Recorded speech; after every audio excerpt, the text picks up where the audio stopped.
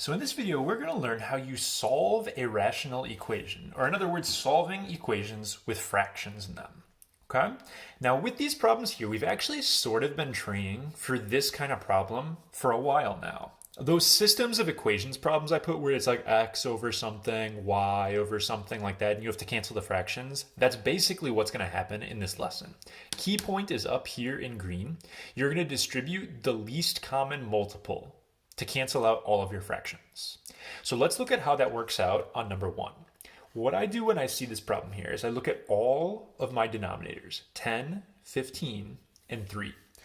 And I need to think of the smallest number possible that all of these go into.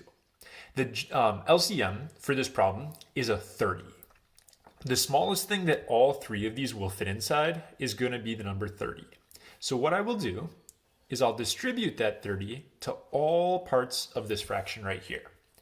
So if you look at your first guy, I'm going to have 30 times x, that's 30x, divided by 10. This is like a 30 over 1. 30 divided by 10 makes a 3x. Then I go to my next guy right here, and I'm going to do 30 times 7 and divide by 15. You can also do the divide first. I find that easier, actually. 30 divided by 15 is 2. And then 2 times the 7 is a 14. But if you would have gotten 210 divided by 15, it's the same answer. Doesn't matter which way you do that. And then on my last guy, I have to do 30 times 8 divided by 3. I'm going to do 30 divided by 3 first, which is 10. 10 times 8 makes an 80 over here. Now, this step frequently confuses kids. It's a little tricky to get used to doing that. But once you do it, this blue equation is actually really easy to solve. Now we're just in easy everyday algebra mode. And if we solve this, looks like we're going to get x equals a 22. So after you do the distributing of the LCM, it's a pretty quick and easy problem to solve. Let's go on to our second example. First thing I do when I look at a problem like this is I figure out what to distribute. I have a 9, a 12, and a 6. 12 and 6 both go into 24, also in 12, but 9 doesn't go into that. So you have to think a little bit, what do all these go into? 36 is going to be the smallest number possible. That's a little trickier to find your LCM. Requires a little bit of thought. But I got to distribute my 36. So I do 36 times negative 4 and then divide by 9. Or do your divide first. 36 divided by 9 is 4. Times a negative 4 is a negative 16 on that guy. 36 divided by 12 is a 3. So this is going to be a 3x. And then the last guy, 36 divided by 6 is 6. 6 times the 5 is a 30 over here. And then it's just easy mode, solving your equation and getting your answer. So it looks like I'm going to get a fraction on this one, 46 over 3 for my solution. And I have two more problems in this video, just making it a little bit more complicated here with variables involved, but the process still works the same way.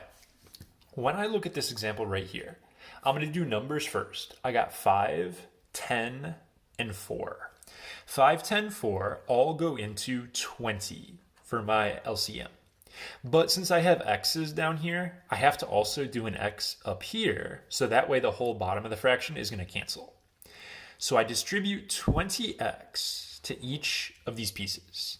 20x times 1, 20x, divide by 5x. The x's will cancel. 20 divided by 5 is just plain old 4 for that first guy. On the second one here, I'm going to do 20x times 3 divided by 10x. That is going to make a 6. No more x. Those will cancel out. So it just says 4 plus 6. And on my last side here, this one I'm going to do the divide first because I think it's easier. 20x divided by 4 is 5. 5 times 7 is a 35. But on this one, there was no x down here, so the x didn't cancel.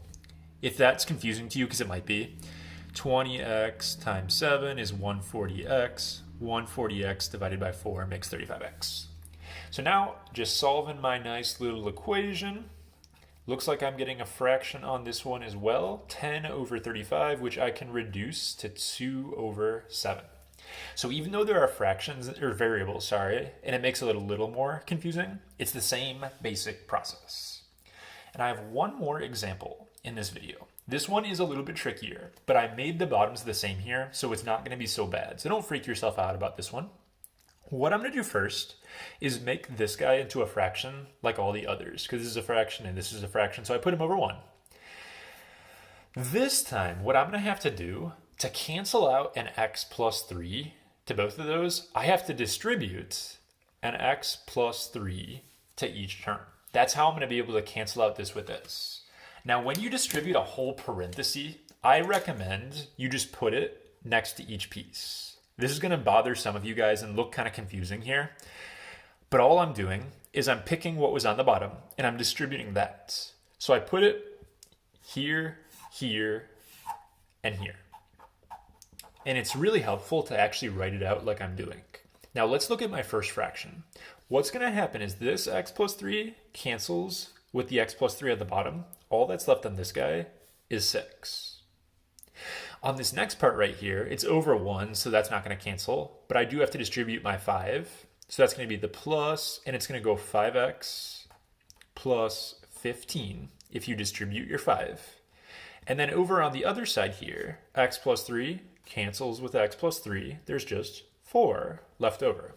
Looks super intense, but once you distribute the parentheses and cancel stuff, it's really not so bad at all. Then we just have to finish solving this. If we do that, we're doing regular good old math here. It looks like you're going to get a negative 17 over 5 for your answer. So if you pick the right thing to distribute in a problem, it ends up being relatively straightforward to solve the equation you get.